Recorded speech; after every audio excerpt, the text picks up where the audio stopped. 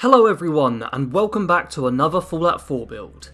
A quick apology to my subscribers that it's taken so long, but I hope it's worth the wait. Lucky Eddy has Strength and Perception 1, Endurance 4, Charisma 6, Intelligence 2, Agility 5, and a Luck of 10. The key stat for this build is Luck, as this was the primary focus in the conception phase of the character. There's always someone who points out that the special stats are one higher than what you start with, and this is because there's a special book in Sean's room in Sanctuary that grants you an additional special point which has already been factored into the build. In case anyone was wondering why they've not got the same special stats right at the start, that's why. With the perks for this build, I'm going to start by talking about the luck-based combat perks. These are Better Criticals, Critical Banker, Grim Reaper Sprint, and 4-Leaf Clover. Each of these perks work well on their own, but when combined together they become incredibly powerful. You can store several devastating critical hits, plus hits and kills in VATs have a decent chance of either granting you another critical to use, or completely refilling your action points. Additionally, we have Mysterious Stranger and Ricochet. These are perks you won't see very often, but when they work, they can completely change the tide of battle for you. The Mysterious Stranger will sometimes kill targets for you inside of VATs, and Ricochet gives you a chance for your enemies to die from their own bullets when shooting at you. The chance of this happening increases at low health, so it's not something you want to rely on, but it can be a literal lifesaver. Once these two perks are maxed out, they can also end up filling your critical meter, which is another fitting bonus for this build. Now let's get on to some of the perks that will give the build a much needed boost to stats. These are Rifleman, Gun Nut, Lone Wanderer, Attack Dog, Action Boy, and Party Boy. Rifleman and Gun Nut are all about maxing out the effectiveness of your weapon. Lone Wanderer and Attack Dog end up being incredibly effective defensive perks, granting an overall 35% damage mitigation, as well as a boost to damage and carrying capacity.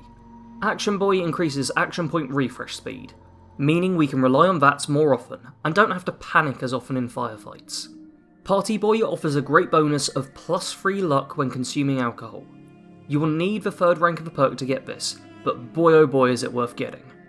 The final couple of perks for the build are Local Leader and Idiot Savant. More than anything, these are just convenience perks, helping you build settlements and level easier, respectively. The main faction for this build is Far Harbour. The citizens of this small coastal town will remind Eddy of those who helped him in his past, and in turn he wishes nothing more than to help these people out. As a story faction, I don't really have much of a preference with this build, as I didn't do any of the main story when playing. I feel that either the Minutemen or Railroad would be fitting though. The Railroad for Ballistic Weave, and Minutemen for settlement building. The companion for this build is Dogmeat. As we rely on the Attack Dog perk, this is a must for the build.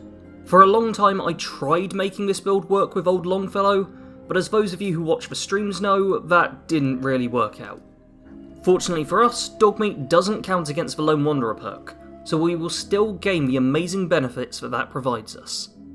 Lucky Eddy wields his namesake as his one and only gun. As we don't have a secondary weapon, you'll want to make sure you have an abundance of ammo at all times. The last thing you want is to run out of bullets and have to change your rifle into a club to get by. I modified the weapon with the Advanced Receiver, Short Ported Barrel, Short Stock and Reflex Sight. This provided me with a nice round 200 damage on the weapon, whilst also making it as VATS efficient as it can be. Although you don't have any other guns, I did have a lot of fun using caltrops when playtesting. These mini spikes don't deal much damage, but they're cheap and easy to make, only requiring 5 steel and access to a chem station, plus they have a chance to stagger and cripple foes, making them a great deterrent for onrushing enemies. Armour for this build is a little ragtag, however you will definitely want a battered fedora, undershirt and jeans, sunglasses and a bandana. Together these give an extra point of perception and 2 extra luck. Combine this with your rifle and the luck bobblehead, and you end up with a default luck of 15 without using any consumables. For the rest of your armour, I'd recommend a mix of metal and leather pieces. Look out for anything that boosts agility, perception, luck or VATs. I had the Champion right arm and the Wastelander's chest piece, which together gave me +2 agility and +2 perception. The armour rating for this build isn't going to be anything impressive, but what you're really after is the boosts that come from legendary pieces, and a bit of a ragtag look to it all. Lucky Eddy is a luck-based rifleman and a bit of a glass cannon. He can hit pretty hard and sometimes seems like a god in combat, but if you're not careful, death can come swiftly to your door. We don't have a ton of health or armour, and as cool as lever action rifles are, they do have one big downside: a very long reload. You have to hand load each of the 5 shots with your weapon, even when you only do a partial reload, and this makes it easy to get caught out without a round in the chamber. Don't let this happen to you. As we're only using one weapon, I would recommend you use your hotkeys for booze and healing items. Being able to quickly heal and buff yourself without going into another menu not only increases your chances of winning fights, but makes the game more enjoyable to play. Instead of spending half a fight staring at your Pip-Boy, everything just flows nicely. No dealing with menus, just out and out combat. As this isn't the strongest build out there, make sure you're playing smart. Use your equipment and your environment wisely. I had one instance where I was facing a horde of ghouls and knew I wouldn't be able to kill them in a straight out firefight, without them just getting to me. So instead, I threw down some caltrops to slow them down, and started to shoot nearby cars. I led the ghouls near the vehicles and would blow them up with a couple of shots, heavily thinning out the ghouls and turning a seemingly impossible fight into one that I walked away from with only a couple of scratches. Before he was called Lucky Eddy, this character held the name Li Wan. Li Wan had been born in China, but his family had moved to America when he was still a young child.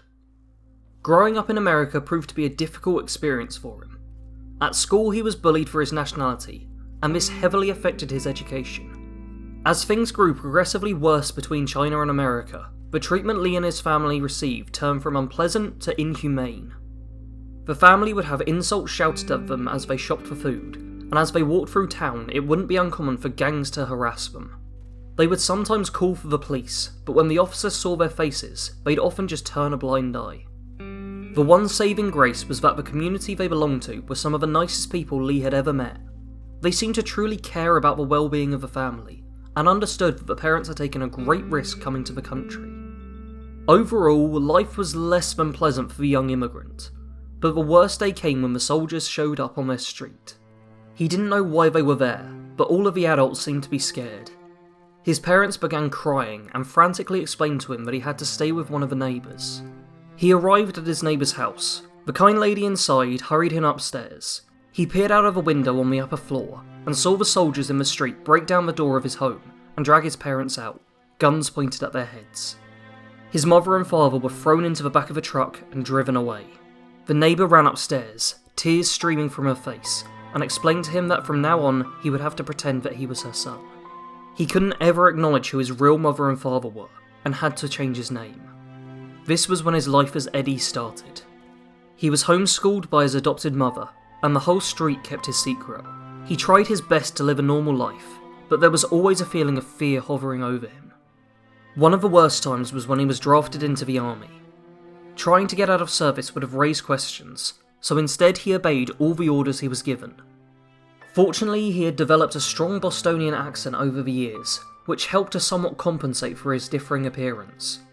Despite this, he wasn't surprised to end up on the front lines, fighting and killing Chinese soldiers. It was a huge relief to him when he was able to leave the army behind, and gain some kind of a normal life again. He married one of his childhood friends, and together they were able to start a family of their own. For a couple of years it looked like his life was turning to a brighter path, but, as we all know, he was just about to lose another family. Thank you all for watching this build through to the end. If you have enjoyed it, make sure you hit the like button, and consider sharing the video on Facebook, Twitter, Reddit, or anywhere else, so that I can keep making this kind of content. If you want more like this, make sure you're subscribed and have rung the bell. As always, thanks for watching. Sarge out.